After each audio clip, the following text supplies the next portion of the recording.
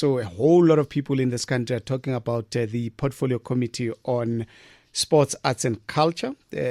Among others, it was the issue of the remuneration package of the coaches, Banyana and the under-20 Amachita, compared to the salary of the coach of Bafana Bafana.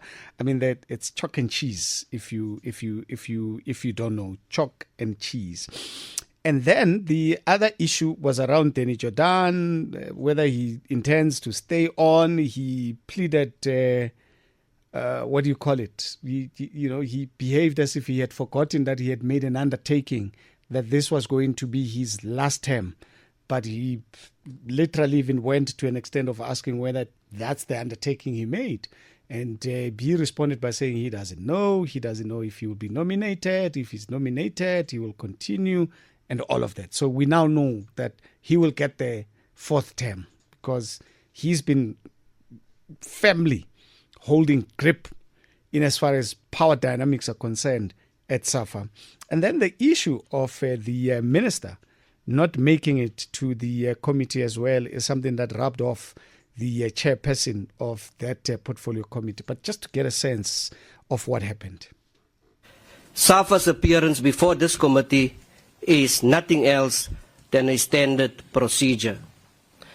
This committee has an oversight role to play, and when serious governance issue being reported to us, we have to do due diligence. We will not hesitate to summons any entity or any minister to this Parliament to come and respond. It is therefore today, honourable members, upon SAFA to convince this committee that no intervention is needed, specifically the fact that our team Bafana Bafana is threatened to be docked after it has fielded the Boko Mokwena, despite having accumulated 2 yellow cards, let alone the excitement, dancing and celebrations in 2011 after believing we're qualifying for the AFCON Cup in 2012. All of this because of one individual who did not read the rules. The tracking of players, their statistics and disciplinary action warrants a simple, analytic and proper dashboard. SAFA has failed us in this regard. Transport problems, food, salary allegations of fraud, internal fighting, financial distress, maladministration, ignored reports, and even those speaking out of SAFA about the crisis and challenges within SAFA itself is concerning. There are other issues discussed with the Minister pertaining to the VR system, and I think it is important for members to interrogate and ask questions, because I am in person of the view that this competency is with PSL and not the department nor SAFA. Yeah, quite a number of issues there. The chairperson of the Portfolio Committee on Sports, Arts and Culture, that is Joseph McGluwa, joining us on the line. Chairman, thank you for joining us. How are you? I'm fine. Thank you so much, Nico. So I almost wanted to say it was either way yesterday. It was either a TKO or something else. Yeah, sounds like you had your hands full on various fronts. I mean, I mean, judged by the way how the day went, to what extent would you describe the situation in as far as our sporting fraternity is concerned? Did this give you a picture that basically this could be the epitome of the challenges that we face in the sports fraternity? Exactly. And, on the one hand, I'm saying that it was a very difficult day for me, very, very intense questioning. And, I had to steer the ship so that the emotions mustn't, run too high. But just for the record, in terms of our responsibility as members of Parliament, we do have, rights to call entities in whether there's complaints, and if we know, developments that does not all go off well. And ever since we've met with other entities, and since it was reported on, if I may say, the shenanigans that actually goes on in SAFA, we deemed it fit, to summons them before Parliament and to get clarity. And we've also used that opportunity to get clarity on various issues that is in the newspaper, that is on the news. And as a result, we met yesterday, and this is what has happened. Did you get the answer? You're saying today? Did you get the answers to your questions? Well, I must say that the greater extent of the response by SAFA was not to the satisfaction for the committee members. And I want to take your listeners through, for instance, to the issue of the 10 million rand payment to the SAFA president. We were actually very, very much deeply, alarmed, and to learn that in 2020, the president has received over 10 million rand. And the issue that was interrogated yesterday was the issue of the national executive.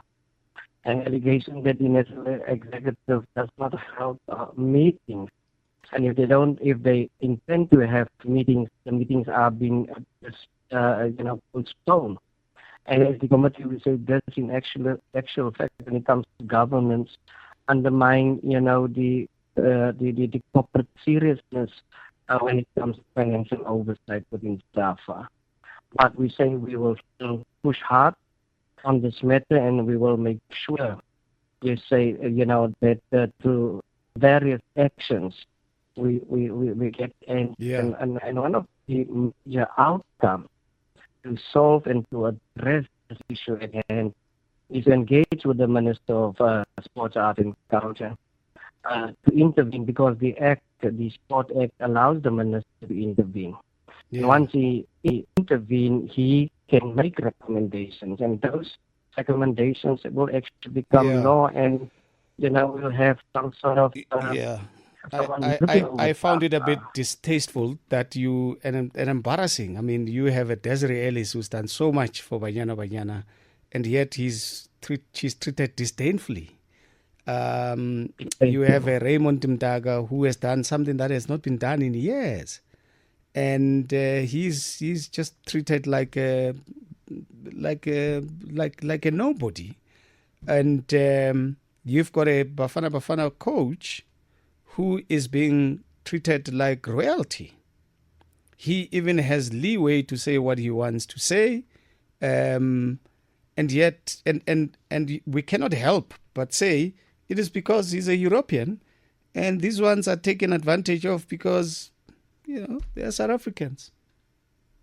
Yeah, PK, for the past year, the turnover of SAFA was 350 million. Today, they have nothing. They can't say anything. The equity was at some stage, a minus 7 million. As we are speaking today, it is minus 14 million. And we are paying.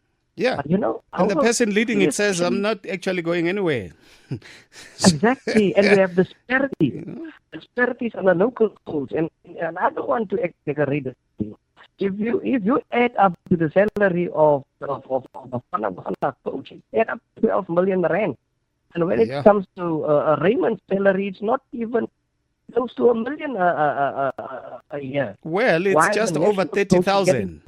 Yeah, exactly. It's just over 30,000. Yeah, and we don't have sure whether it's 31 or whether it's 49, whatever. And because these questions, you're saying the arrogance of representatives of SAFA when it comes to something that really needs to be public. The very same rent did not even get a bonus. So where is the minister, and why is the minister not pitching up? Well, that is a very sensitive issue. And on the one hand, I have decided as the chairperson, I don't want to hang the washing in the open, but also the people have the right to know. I have seen the minister address his constituents last night, to his Facebook page, and made a very serious allegations pertaining to the committee and stated the committee is actually falling apart. And I disagree with the minister. We are functioning effectively, and also we are doing our work and thoroughly, and members understand, and when we conclude issues and our processes, these are being done in the way it have to be done in terms of the requirements from Parliament. And when it comes to our oversight, and you say the minister don't attend, and I'm saying it publicly now here, the minister mostly of the meetings is not attending our meetings, and it is a concern. And we may perhaps the committee or whoever may perhaps not see eye to eye with federations, not see eye to eye with the minister or the Department of Sport, Arts and Culture. But at the end of the day, we say this is what makes democracy robust. And it's no business as usual with the Committee of Sports, Arts and Culture. I'm having vibrant members of Parliament, on a robust way, interrogate these entities appearing for us. But we are still open, and we understand the minister may have concerns, but we are saying as a committee we're doing our work, and we are also open for feedback, and we are also open for criticism. But we have to engage so that we can have a constructive dialogue, to find solutions, because it's not about me, not about you, it's not about those who want to stay like Mugabe's into the system. It's about the athletes, it's about the soccer players. Yeah. That is what it's all about. Yeah, no, look, but yeah, hopefully he will appear soon. But you still got quite a lot to do. Portfolio committees. I don't think you guys do much really from what we expect. I think you guys, demand accountability and submit recommendations which don't go far enough. But at least you are able to enable us to get a sense of what's happening within government departments and other institutions, which at least to a very large extent gives us a sense of where we are with regards to these institutions. But thank you so much, sir, for talking to us. And it wasn't like this in the past. Yeah. Oh, my apologies. It wasn't like this in the past. We have even, approved Taskop to sit into our meetings and to come and listen, because Taskop is also, responsible for these entities, so that we can take it all together and get the country working as far as what is concerned. And at the end of the day, we have to open up each and every channel to inform the community what is going out there in our sports fraternity. Got you. Gotta run. Thank you so much, sir. We really appreciate it. Thanks so much. Thank you so much. Apologies there for that line. It was a bit finicky, but I hope you got to hear what you were saying. They're raising concerns about the financial status of SAFA, and they did not get clear answers as to what had happened to the money. Obviously, the wage disparities amongst the coaches, the national coaches, especially those that have done well, Desiree Ellis and the under 20 coach as well.